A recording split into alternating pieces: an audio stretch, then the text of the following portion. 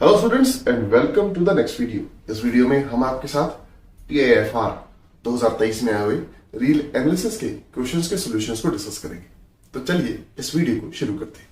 सबसे पहला क्वेश्चन जो आप सभी के सामने लिखा जा रहा है, उस क्वेश्चन में हमें क्या दिया गया था? उस क्वेश्चन में हमें सबसे पहले एक फंक्शन दिया गया था, reals to reals defined as this 3x के +1 अपॉन x के +3। ठीक है, और इसको यूज करके हमें एक रेकरिंग सीक्वेंस डिफाइन की गई थी। जी हाँ, याद रखिएगा, रेकरिंग रीअकरिंग सीक्वेंस जो बारी बारी रीअकर करती है। कैसे डिफाइन की गई वो समझिएगा कि f नॉट 1, इसको नॉट कहेंगे, इसको 1 कहेंगे। f नॉट 1 को f डिफाइन किया गया है, और यहां से समझ आता है कि f नॉट स्क्वायर आएगा f of f, f not cube आएगा f ऑफ f। मतलब आप जब f नॉट n निकालेंगे तब आपने अपने फंक्शन को उसी से ही n टाइम्स कंपोज करते हैं। अब ये देखिए, हमसे वो पूछ रहा है कि भैया अब ये बताइए कि f नॉट n में अगर हम 1/2 डाल दें तो इसकी इन्फिनिटी पे लिमिट क्या निकल के आएगी, एंड अगर 2 डाल दें तब इसकी लिमिट क्या निकल के आएगी। देखिए ये क्वेश्चन बहुत ही ज्यादा आसान है, और इसको जरा बस आप फोकस से करेंगे तो ये क्वेश्चन हो जाएगा। इस क्वेश्चन को करने के मेजरली 2 तरीके हैं। पहला है शॉर्ट ट्रिक जो आप सभी ने अपने एग्जाम्स में लगानी है, और दूसरा है एक ऐसी चीज जो आपको पता होगी तो आप इस क्वेश्चन को और अच्छे से समझ सकेंगे। ठीक है, पहले हम शॉर्ट ट्रिक सीखते हैं। देखिए शॉर्ट ट्रिक क्या है इस क्वेश्चन की, वो समझिएगा कि जब भी आपको ऐसा कोई सवाल दिया हो रीअकरिंग सीक्वेंस का, आपने क्या करना होता है? 3 काम करने होते हैं। जी हाँ, 3 काम। सबसे पहला स्टेप पे आपने क्या करना है, ये जो भी फंक्शन दिया हुआ है जिसको यूज करके इस सीक्वेंस को जनरेट किया गया है, इस फंक्शन को हम जनरेटिंग फंक्शन कहते हैं। पहली बात आपने क्या करना है, इस जनरेटिंग फंक्शन का, जी हाँ, इस जनरेटिंग फंक्शन का आपने फिक्स पॉइंट निकालना है। ठीक है जी, आई एम होपिंग आपको फिक्स पॉइंट क्लियर है। आपने ये चेक करना है कि ये भाई साहब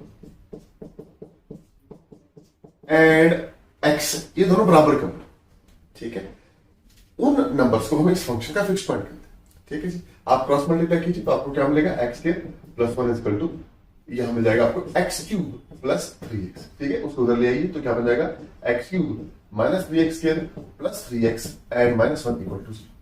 ठीक है, अगर आप यहां से देख पा रहे हैं, यहां से आपको जो x की वैल्यू मिलेगी वही आपका फिक्स पॉइंट मिल जाएगा। तो क्लियरली आप देख पा रहे हैं, ये चीज आपके पास क्या मिल जाएगी, यहाँ पे x - 1 का क्यूब मिल जाएगी, वहां से आपको x मिल जाएगा 1।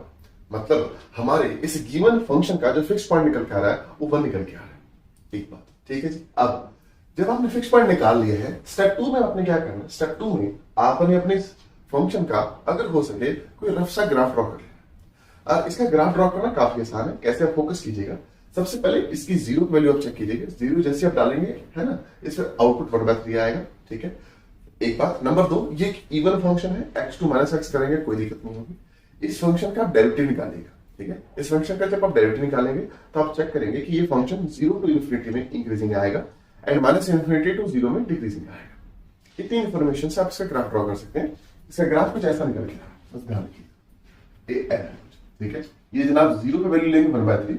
ठीक है, इसके बाद ये कुछ ऐसे इंक्रीज करेंगे, और अब देखिए ध्यान से, as x tends to infinity, ये भाई साहब आपके पास आ जाएंगे, as x tends to infinity ये 3 का अप्रोच करेंगे तो होगा कैसे ग्राफ, कुछ ऐसा साहब, ये ऐसा उधर जाएगा और ऐसा ही इधर आएगा। ठीक है, ऐसा ही इधर आएगा, ऐसा ही इधर आएगा। हमें सिर्फ उधर का चाहिए तो हम उधर का ही ड्रॉ करेंगे। एक बार स्टेप 1 पे आपने फिक्स पॉइंट निकालना है, स्टेप 2 पे आपने अपने इस फंक्शन का क्या निकाल देना है, सीधा सीधा ग्राफ।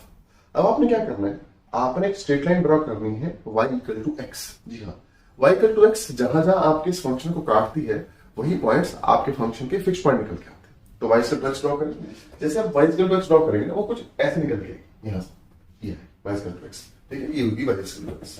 अब है क्या चीज, अभी आप चेक करके आए कि ये जनाब x के बराबर कब होते हैं, जब आपके पास x क्या आता है 1। तो ये तो पता लग गया कि ये पॉइंट 1 निकल के आएगा एंड हेंस ये पॉइंट भी 1 निकल के आएगा। सही, अच्छा। अब मुद्दे की बात ये कि अब हमसे पूछा क्या गया है, स्टेप 3 पर हम उसका जवाब निकालते हैं। देखिए हमसे वो कहता है ये निकालो। अब इसके लिए आपने क्या करना है, बड़ी सिंपल सी चीज है, आपने अपने इस फंक्शन में सबसे पहले हाफ डालना है। ठीक है, f1/2। ठीक है, निकाल लीजिए वैल्यू। हमें निकालने से कोई ज्यादा फर्क नहीं पड़ेगा, नुकसान नहीं होगा, कोई फायदा नहीं होगा, बस f1/2 आप निकाल लीजिए। ठीक है, और आप फोकस कीजिए, हमसे मांगा क्या जा रहा है, कौन सा सीक्वेंस है जिसकी यहां लिमिट मांगी जा रही है।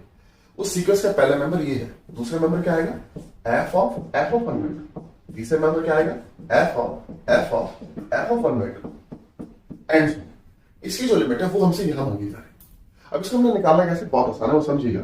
आपने क्या करना है, 1/2 भी यहाँ प्लॉट करना है, ठीक है जी। और अब आप क्या करेंगे, इन सभी को आप अपने ग्राफ में लिखेंगे। कैसे ग्राफ में लिखेंगे वो समझिएगा। 1/2 उठा के फंक्शन में डाल दीजिए। जैसे फंक्शन में डालेंगे आपके पास ये चीज, ये जो चीज, ये बड़ी पहली चीज निकल के ये जो पॉइंट निकल के आएगा, एक्चुअली में क्या निकल के आएगा समझिए, कोशिश कीजिएगा कि अगर मैं यहाँ पे x0 को 1/2 डिफाइन कर दूं और x1 को f of 1/2 डिफाइन कर दूं, तो ये जो पॉइंट निकल के आएगा, ये वाला पॉइंट, ये पॉइंट निकल के आएगा x0, x1 निकल के आएगा। आप समझते, ठीक है, क्योंकि x0 तो हमने 1/2 मान लिया जो हमने इनपुट डाला है, और x1 क्या मान रहे हैं, उस सीक्वेंस का पहले मेंबर f of 1/2।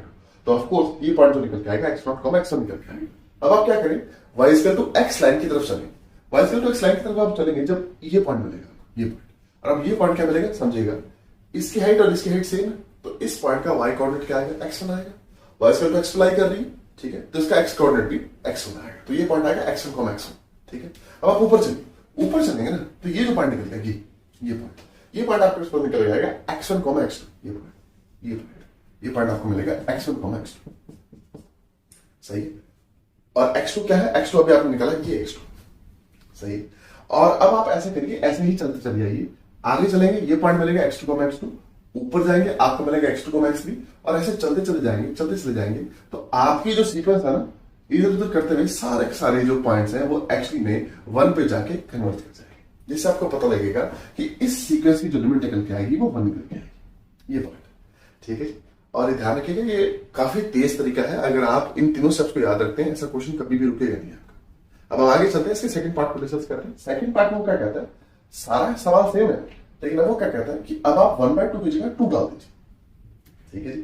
तो हम यहाँ करेंगे, सबको सेम रखेंगे, सब सिर्फ x0 को 2 कर देंगे, और ऑफ कोर्स यहाँ पे क्या हो जाएगा, 1/2 की जगह 2 हो जाएगा, बाकी सारा कुछ सेम है, और सीक्वेंस कुछ इस तरह से रूप ले लेंगे आपके सामने, ठीक है। अब इस सीक्वेंस के अंदर फिर दोबारा एलिमेंट निकालने, तो अब क्या कीजिए, 2 को प्लॉट कीजिए। जब आप 2 प्लॉट करेंगे ना, 2 यहाँ पे कहीं निकल के आएगा, सही। और अब इसको हमने नाम क्या दिया है, x0, ठीक है जी। तो अब आप क्या कीजिए, ऊपर जाइए फंक्शन पे, तो आपके पास अगर इसको x0 करेंगे, तो वो जो पॉइंट निकल के आएगा वो आएगा x0, x1 निकल के आएगा, ये अगर हम इसको x1 कह रहे हैं, सही है। अब हम आगे चलते हैं, और अब देखते जरा इधर पीछे आइए y की तरफ, तो ये जो पॉइंट निकल के आएगा, ये पॉइंट आपका निकल के आएगा x1, x1, नीचे आएंगे आप, जब नीचे आएंगे तो ये जो पॉइंट है, ये पॉइंट आपको मिलेगा x1, x2, सही है। और फिर दोबारा आप चलिए जाइए साइड, ठीक है, ये जो पॉइंट है, ये पॉइंट आपको मिलेगा x2, x2, नीचे आएंगे, ये वाला नीचे आएंगे, ये पॉइंट आपको मिल जाएगा सिंपल x2, x3, और आप बिल्कुल ऐसे ही चलते चले जाएंगे, तो आपकी जो सीक्वेंस है फिर दोबारा जाके इस 1 पे कन्वर्ट कर जाएगी, जिससे आपको पता लगेगा कि सेकंड वाली जो सीक्वेंस है इसकी लिमिट भी 1 निकल के आएगी, ठीक है। तो इससे आपका जो क्वेश्चन है वो यहीं पे खत्म हो जाएगा कि लिमिट इसकी भी बनाएगी, लिमिट इसकी भी बन निकल के आएगी। अब इस क्वेश्चन को करने का एक तरीका और भी है, अगर आप उसे ध्यान रख लेते हैं तो इस क्वेश्चन में आपको इस ग्राफ को ड्रॉ करने की जरूरत नहीं है, तो वी पॉजिटिव कि आपको समझ आ गया होगा। अब हम इसको रब कर देते हैं, और अब हम आपको बताते हैं वो दूसरा तरीका कि जिसमें आपको इस सीक्वेंस को ग्राफ पे ड्रॉ करने की भी जरूरत नहीं पड़ेगी। और वो क्या है, वो जो दूसरा तरीका है, वो जो निकल के आता है उसे हम ये नाम देते हैं पिकार्ड्स, पिकार्ड्स थ्योरम काफी अच्छी थ्योरम है। वो हमें क्या कहती है, सबसे पहली बात, जो आपने अभी ये जो सीक्वेंस निकाली है ना, f of f, इसे हम पिकार्ड सीक्वेंस कहते हैं, पहली बात, ठीक है। दूसरी बात, अगर आपका फंक्शन जो दिया हुआ है वो आप उसका डेरिवेटिव निकालिए, ठीक है। अगर उसका डेरिवेटिव 1 से छोटा है बराबर निकल के आए डोमेन में, ठीक है, तो आपके फंक्शन से बनने वाली ये जो जनरेटिंग सीक्वेंस है ना, इसकी लिमिट वही निकल के आती है जो एक्चुअली में इस फंक्शन का फिक्स पॉइंट निकल के आता है, जी हाँ। तो आप क्या कीजिए, उसका डेरिवेटिव निकालिए, ठीक है। आइए डेरिवेटिव निकाल लेते हैं, ठीक है। f(x) वो चेक कर लीजिएगा, f(x) का निकल के आएगा, इसको थोड़ा सा सुंदर बना लेते हैं। इसको हम ऐसे लिख सकते हैं ना, आप क्या कीजिए, न्यूमरेटर में 8 ऐड और सब्ट्रैक्ट कर लीजिए, ठीक है। उससे क्या होगा कि आपके पास यहां बन जाएगा 3x² + 9 एंड -8, ठीक है। नीचे आ जाएगा x² + 9, ठीक है। अब आप क्या कीजिए, इसको इसके नीचे रखिए, ठीक है। ये चीज आपके पास आ जाएगी 3 - 8/x², सही।